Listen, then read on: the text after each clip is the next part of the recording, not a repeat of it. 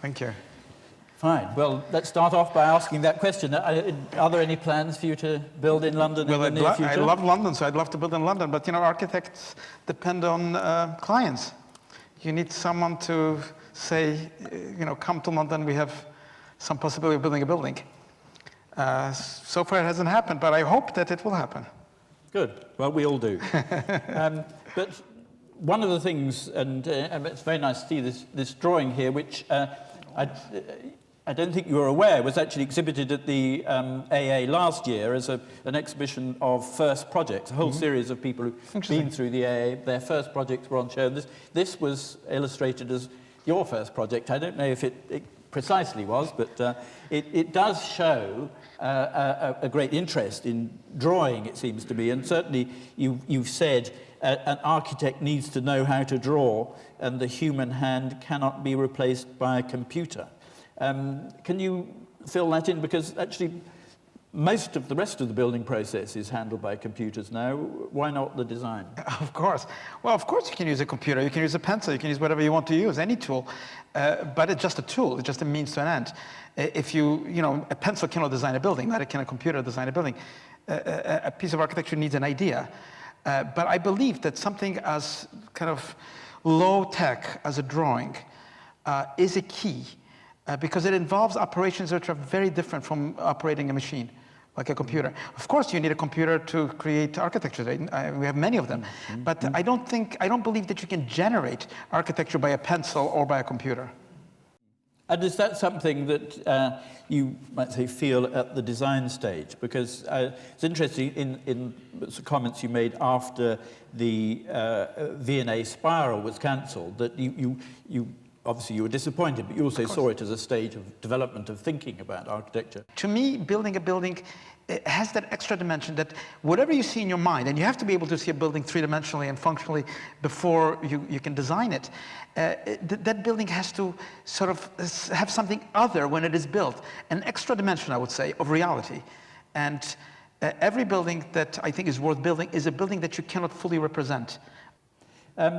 Can we move on to talk a bit about your Jewish identity, which is clearly a very strong part of your work, but clearly very strong because your first major job, which brought you to the attention of the world, was the Jewish Museum in Berlin. And you often say that architecture has to be an optimistic art. But that's dealing obviously with a very dark subject. It is. But do you see it as an optimistic building? I do.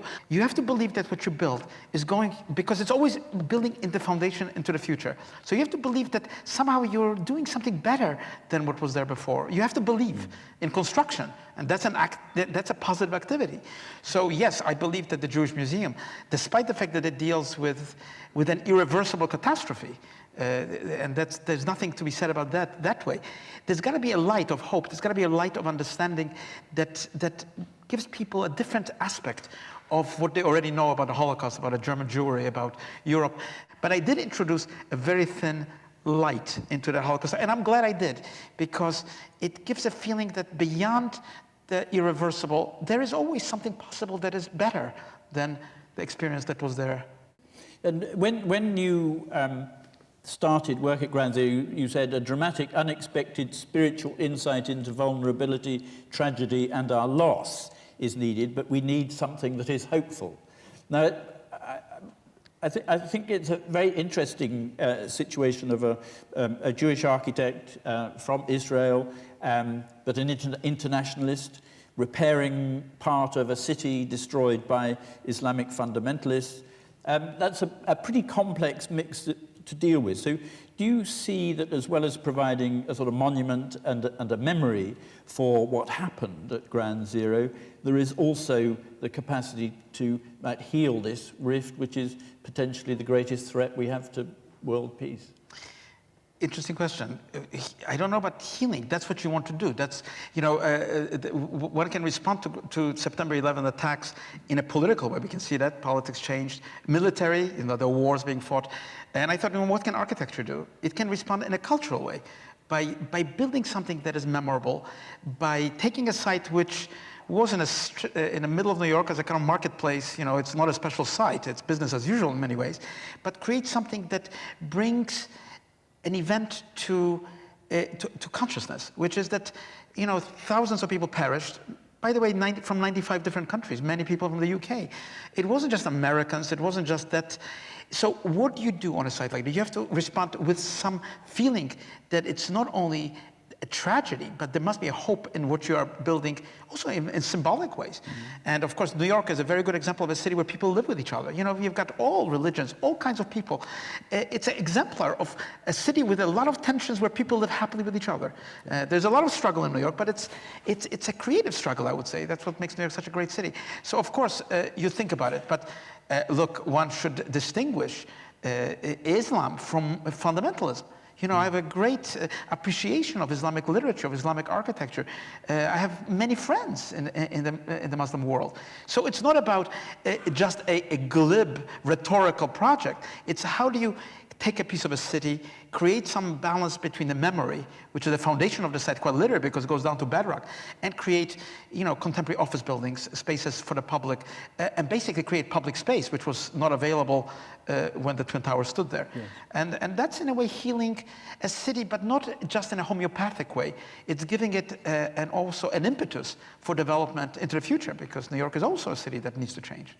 Do you want to just talk us quickly through some of the elements about it, because the plan, you often talk about contextualism in your buildings, and this was bedded very much into the wider Berlin landscape, wasn't it, through the it is. It's not an obvious contextualism, because there is no obvious connections between Jewish history today and Jewish history after 1933.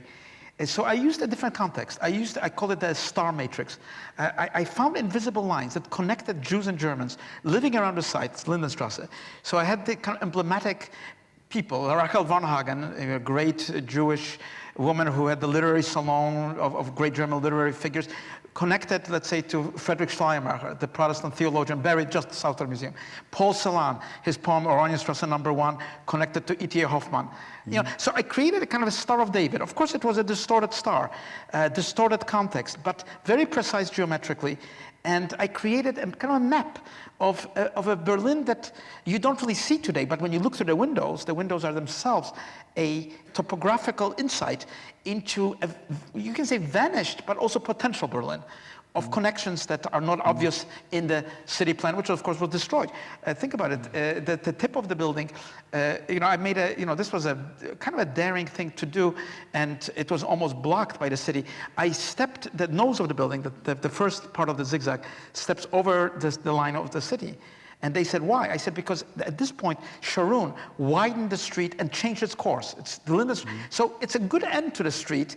And I was lucky that the authorities agreed that it could be done, even though it was very difficult to convince them to do. But I used many, it's really, I would say, para-architectural methods in the building.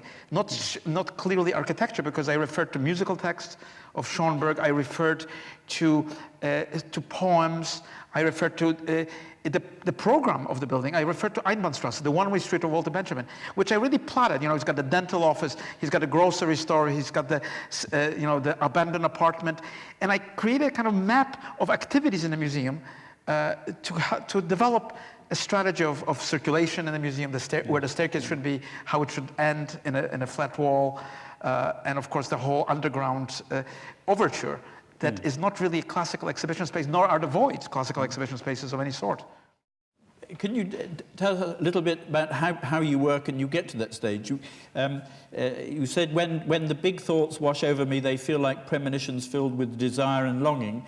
I can't sustain the feeling for long, nor can I control it when it arises. And so you spend a lot of time thinking about something, and then you might say you have a eureka moment that... No, you can't depend on the eureka moment, because that would be foolish, because it might never come.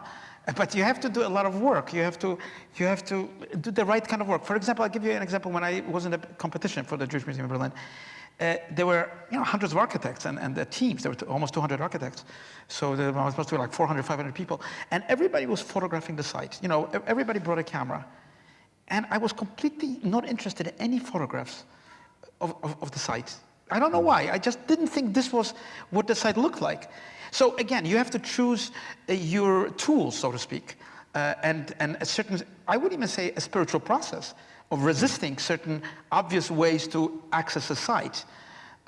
Glenn Gould, one of my favorite musicians, pianist, said that very often he would perform a concert very badly because he didn't want to practice before the concert, because that would spoil the music. If he, knew the rote, concerto, it would be just a mechanical performance. So he said, I prefer to play it badly, but play it so I can feel the concerto.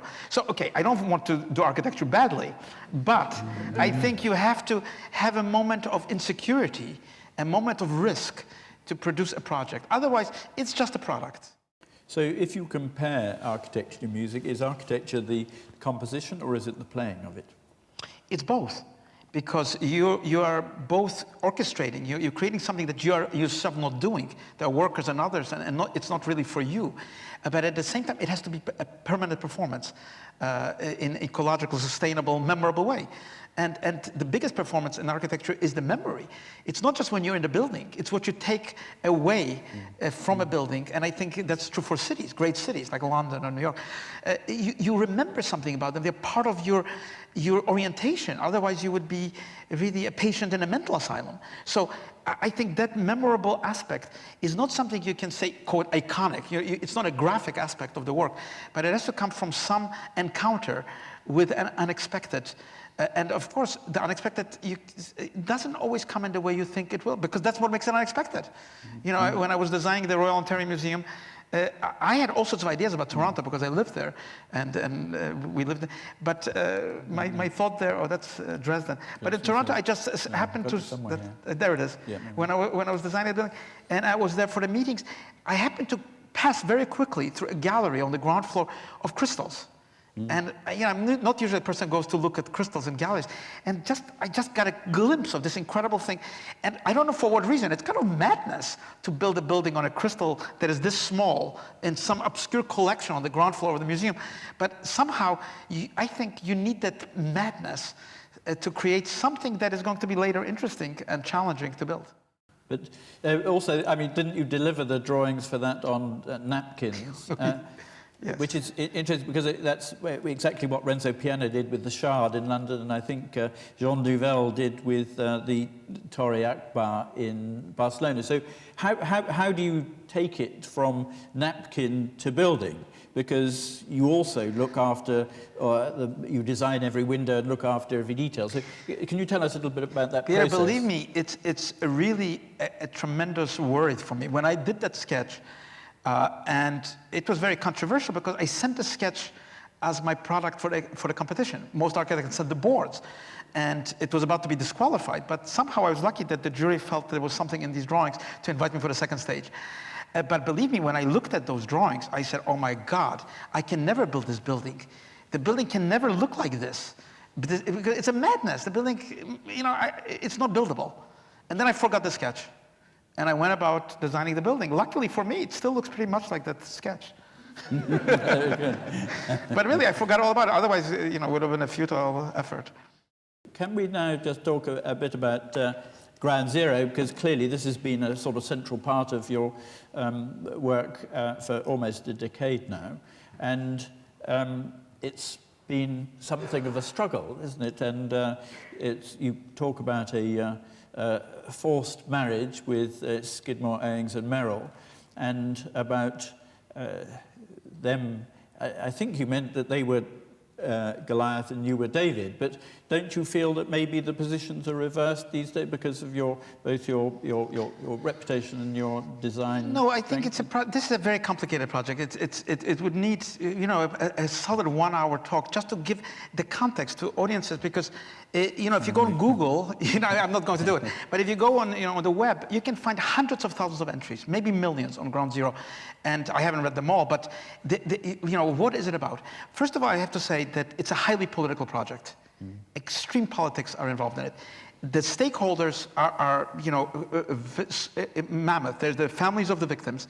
There's the Port Authority, the largest organization in New York, 7,000, 8,000 engineers and architects, run by the governor of New York and the governor of New Jersey. Now it's going to be my 4th governor of New York, 5th governor of New Jersey. The mayor of New York is controlling the streets, path authorities, the trains, subways. It's an incredible, so it's not about you do a plan and say, fine, build it, and you have to be committed, and you have to also be ready to enter the fray of politics, enter the idea that a project of democracy needs a consensus. You know, there are of course industrialists and developers with their own architects who are, leasing the land from the Port Authority. So it's not an easy thing. It's not something you can sit and intellectually just think about. You have to engage, and I believe in engagement. I was brought up in the Bronx. In the Bronx, you don't give up, even if you're punched in the mouth. And you have to be able to navigate and negotiate. And I like it because, democracy is complicated, it's murky, it's not easy, it's not what every individual wishes. But to me, it's much better than working for a totalitarian state and doing a great thing that's going to have fireworks shot out of it. So, yes, if you believe in democracy, you have to seek consensus. You have to compromise, which means you don't get your way. I had to make a number of compromises, but I still believe that the master plan and what is behind it, the symbolism, the dedication that I have to it, and so many others have a dedication to it, will finally result in a project which will have those emblematic features, which will have symbolic features, which will, first of all, leave the site as a kind of spirit that out of the 16 acres, almost half of it is public space. I wasn't just interested in gleaming buildings for offices. I was saying, what would my mother and father, who are workers in the sweatshops, what would they do when they get out of the subway? What would they do on the streets of New York? How would they see the memorial? How would they see the lively streets that I also want to retain? Because you can't turn New York into a village after these attacks, which, by the way, Mayor Giuliani wanted. Mayor Giuliani, the Republican mayor, said there should be no tall buildings. Really? He came out in the press, and I did the exact opposite. I said, here you need the concentration of high-rise buildings because, and by the way, that's what overwhelmingly every New Yorker wanted. They didn't want to put their heads and said, now it's a different New York. So again, to create a neighborhood that is what I want to do, not just standalone buildings, a neighborhood that is 24 hours, 7 days a week, that has retail, which is not in conflict with the memorial, to screen the sounds of cars with waterfalls so that people who go to the memorial have a true feeling, that the story wall truly is a foundation that you can access, you can touch it. It was very important to me because that was something unbelievable to be revealed, which should have never been revealed. And to be able to build a tower which is not 120 stories high, by the way. Norman Foster, a good friend of mine, Richard Wright, all the great architects of the world proposed 120-story towers. I said, there is no market. There's no market for 120 stories. There's maybe a market for a 70-story tower, which has the older safety mechanisms that we know from, let's say, Chrysler Building. So I proposed basically a older typology of tower, but with a superstructure that is symbolic, that has the decks on the old Trade Center levels, so the public could access. So again, you have to be practical, you have to be a believer, you have to have the attitude of a marathon runner. So many people, so many others say, get out of this, what do you need, to argue with Silverstein and other, or SOM. But I tell you something, there are hundreds of lawyers at Ground Zero. It's in litigation almost all the time. And, you either say you don't want to have anything to do, or you can say you love New York, you think that what happened there was a very important event, tragic, and that it's an event that should never be forgotten, that this was an attack for reasons, and that it stands for something powerful. And maybe as an immigrant, I feel that I don't take the Statue of Liberty for some rhetorical symbol for the Republicans or the Democrats. I take it as my experience of a flame that really says that New York is as difficult as it is a city which is free, a city that offers opportunities. So you have to believe those things, and those values are what has kept me in. And by the way, just 2 days ago, this is the first time I'm revealing it, the governor of New York called me, and he said, I want to thank you. The Freedom Tower, which was highly contested by all the developers, including Mr. Silverstein. First he wanted it near Wall Street, then he didn't want it at all. Then when I put it next to the Hudson River, where it has air to breathe, it was considered total failure by all the critics and all the developers. The 4 biggest developers who are most critical of the tower now want to buy the tower. And the government said, thank you so much, it's really working. So, okay, you have to have patience. It's going to take many years. Economic conditions are not always ripe for building, all the towers, but tower number 4 is under construction. The memorial, of course, is under construction. It will be finished next year and the year after. The PATH terminal is under the Wedge of Light Plaza, another very symbolic element defined by the times of the attack on the towers.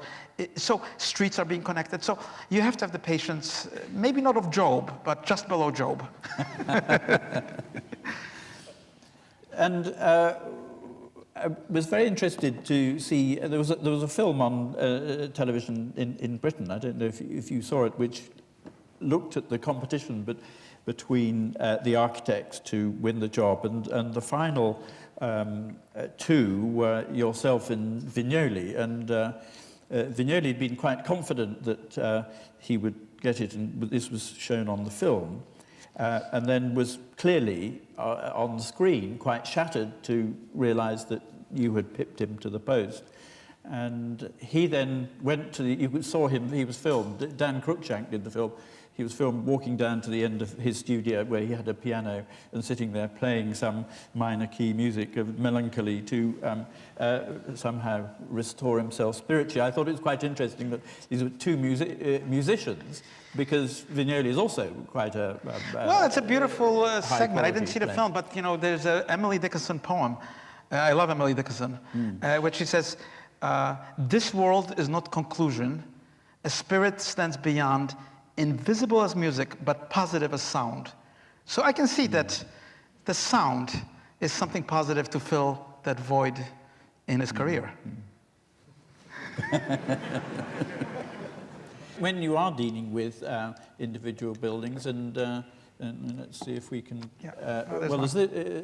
This building does, you might say, crashes through the existing building around it, as you do in this building as well. Now, I would say that if you were proposing that in London, English Heritage might not be sure that that's a contextual building. So can you explain how you would explain that to English Heritage? Say this is a contextual building.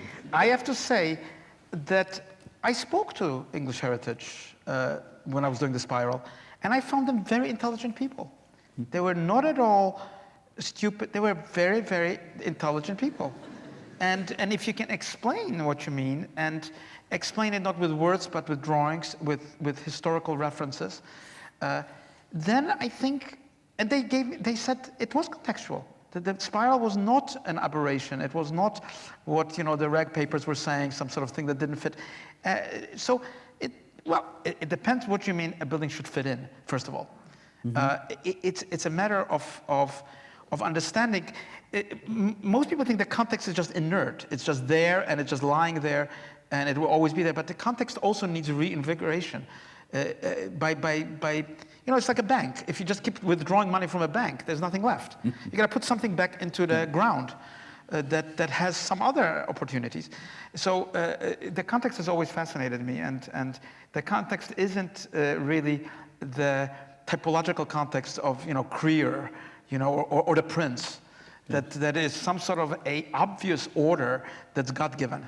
It was created by human beings, by economic, by political structures, and we are not doomed to it. There are other orders that are emerging in our lives, and we have virtual reality, and we have information globally. Why should only virtuality be there? Why couldn't the virtuality become real? Why couldn't it have real spaces that are as fantastic as our information technologies? Yes. Well, we have a mayor who is seeking to, asking architects to come up with the idea of a new London vernacular, which would be a form of building that would be would understand the context of particular places, but would be recognisably of London, and one's never quite sure what he sees in his mind, what this is, whether it is actually, as you say, a Prince Charles vision of historical reference, or whether it is actually something contemporary that can actually answer those questions. The best sort of paradigm of context, to me, is a conversation between Picasso and Gertrude Stein. The famous portrait of Gertrude Stein. When Picasso painted her, She turned to him, she looked at a portrait, and she said, you know, it's a very nice portrait, but it doesn't look like me. And he said, don't worry, it will. And it does. You know, it is Gertrude Stein. We don't know any other Gertrude Stein. Because it's the spirit behind the building rather than the physicality. It's the spirit, and it's the true, I would say, representation of the core of identity. Yes. So those two buildings were accepted, but was that protected in any way, the Yes. existing building? So you had to convince the equivalent of can, English heritage in but Ontario let me tell you something about this building. You know, I always think, you know, every building has a message. Some buildings' message is, I'm a very nice building. I've got a beautiful and expensive facade. Look how fantastic it is. It's a legitimate message. Another message might be, I've got 4 corners, and everything in the world is beautiful and fine. That's another message, legitimate. My buildings don't have the message. They said, you know, everything in the world is not fine. Look around. Look in the horizon. It's not as it seems to be. And that's, I think, what I'm interested in. Raise the question. Maybe you cannot answer it in a building, but you can at least make people think. And even in an intimate domestic environment, in the house I'm designing, I'm glad that my clients are, you know, really fantastic, because in some way it's not just intimate and domestic. There are some disturbances. You know, it's cave-like. It's completely wooden interior and a totally stainless steel exterior. And the cave sometimes offers glimpses of terror, even in this beautiful landscape of Connecticut. And I thought that's a good antithesis, and they wanted it, to the glass house of Philip Johnson or of the Farnsworth House. It's a different world today. It's not the 1920s with its indefinite progress and marching soldiers into the future. So, how do you find it generally? If you come to a place like Dresden, you propose a building like that, what is the, let's say, the public reaction? Because you do set out to shock and surprise, don't you? So No, I didn't. No, on the contrary, I'm very surprised always that there's a controversy. Right. By now I should have learned. But even if I do something what I think is very, very normal, like a housing block, there is a controversy. I don't know why, really. But no, but of course it's controversial, because people think, what did they do to our military museum? Yes. And I think that's the question you should ask. Every person should ask, what did they do what are they doing? And of course it disrupts the chronological Rundgang, as they call it, you know, from weapons and armies history from 1300 to today. And in that moment, there is something of a new idea that, you know, what about these wars? What about these crimes? What about these weapons? There's a moment, and by the way, the museum is rethinking its program because of this form. And I'm glad that it's the German generals. It wasn't the public who decided. It was the military. It's a military museum. I love working for the military. Why? Because they're so organized. Because they're organized, and once they make up their mind, they don't change it. So in these situations, do you spend a lot of your time on platforms such as this, but talking to people who are shocked by it, and you bring them around, convince them what a good idea it is? No, I believe in the participatory process. You know, I just recently designed a building for a university in northern Germany, because I was a professor in that university, and I decided they needed a building. Clearly, nobody knew how big, how much should it cost, what should it have. So I had a series of workshops with students who are not architects. They are economists, lawyers, artists. You know, they've never done architecture. There's no architecture school there. And I said, let's not talk. Why don't you take pencils, you know, paper, some glue, model-making material. Why don't you make models and you know, let's discuss how big, you know, what should it be? How should it be organized? They did fantastic ideas. They're not architects, but they came up with great ideas, and I followed, and this building will be built through. So participation, as I say, is to me good. The closed guild, when people are not participating, I think it's bad. By the way, Ground Zero was fantastic as long as millions of people cared about it. Then the governor, the mayor, everybody had to be very careful. LMDC, Long Island Development Corporation, because they were pressure of the public. But public is not interested in a 13-year-old, not for 13 years, you know, 15. They have got other things to do. The minute the public interest recedes, the technocracy moves in, the bureaucracy moves in, and then you lose power as the creative idea. You can't compete with huge bureaucracies because they are like tanks, like the Port Authority or something. They're huge organizations. Very hard to stop them once they are moving in a certain direction or even redirect them. So I am a believer that it's good to meet, even if you have an idea that might be hated. If you think it's good, look, the Felix Nussbaum Museum, which is one of my favorites, was a $3 million or $2 million project in Osnabrück. Small museum dedicated to a painter who perished in the Holocaust, a great painter, I think. When I first won the competition, and by the way, the competitions are usually tickets to oblivion, to nowhere. I had a press conference. We ate dinner with the mayor, and then the head of city planning. After dinner, we said, thank you very much for the lovely, nice wine, shook my hand, and said, you will never build this building in my city. And wait, that's not the end of the story. And the punchline was Nina, my greatest weapon. She turned around, she said, do you want to make a bet? And so it's a struggle. And maybe that's part of it. If you do a building which everybody likes and everybody thinks is great, maybe you have a problem. Maybe in 5 years, 10 years, people will think differently. Look, I've read the reviews of Beethoven's first performance of the Fifth Symphony. It got horrible reviews.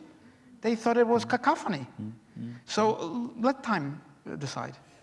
Well, thank you very much, Daniel. It's been brilliant. It's a privilege to be able to try and delve into the way that you think about architecture, because from my point of view, I think during my career, I can't think of how many thousands of buildings I've looked at and models seen, but I can remember as though it was yesterday, the first time I saw that little model of the Jewish Museum when it was first shown, and then looking over the hoarding into the building itself before it was completed, and realizing the impact that this was going to have on the way we see architecture into the future. So thank you very much. Thank you so much.